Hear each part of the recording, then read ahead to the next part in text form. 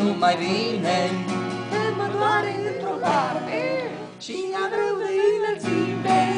Și mi-a spus că altădată ea la munte nu mai vine, că mă doare într-o parte și am rău de înălțime. Și am un dor la inimă, de la nucă și cu patimă, dar face ori și ce să iubească muntele.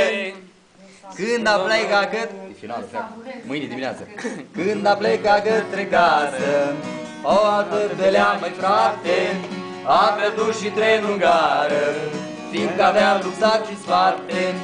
Când a plecat către casă, o altă belea, măi frate, am pierdut și trenul în gară, fiindcă aveam ebrietate. Și-am dor la inimă și iubesc cu patimă, dar aș face orice să iubească muntele. Și-am dor la inimă și iubesc cu patimă, și aș face orice să iubească muntele. Ce-o fac? Am văzut. Sus într-o cabană mică, pe mine m-a refuzat, așa că... Mi-a ieșit pe braț și mi-a zâmbit și ne-am îndrăgostit. Avea părul încărcat cu soare și obraj numai floare. Nici nu știu când ne-am apropiat și nici când ne-am sărutat. Și mii de păsărele cântau iubirii mele și o ciută speriată n-am întâlnit pe dată și-a fugit speriată.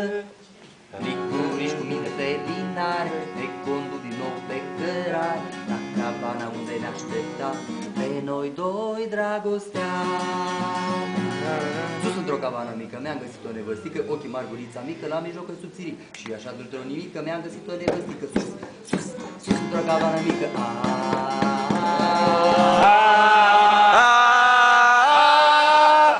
Sus, mă! Și pe braț și mi-a zâmbit și ne-am îndrăgostit. Avea părul cu soare și obraj numai floare. Nici nu știu când ne-am apropiat și nici când ne-am sărutat. Și mii de păsărele cântau iubirii mele și o ciută minunată ne-a întâlnit pe dată și-a fugit speriată.